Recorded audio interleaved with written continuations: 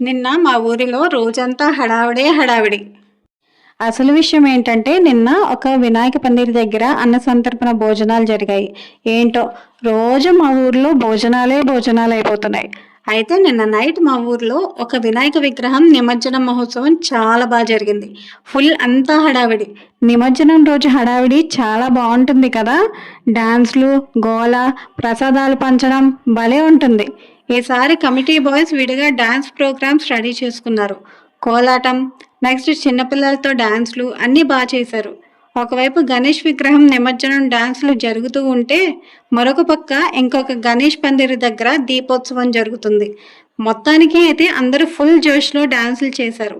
మేము full enjoy చేసాం అవన్నీ చూసి. కానీ కొంచెం బాధ కూడా, వినాయకుడిని తీసేస్తున్నారు అని. మా పిల్లలు స్కూల్ నుండి వచ్చాక డైలీ గణేష్ పందిరి దగ్గరికి వెళ్ళి దండం పెట్టుకునేవారు. ఇంకా రేపటి నుండి అలా జరగదు.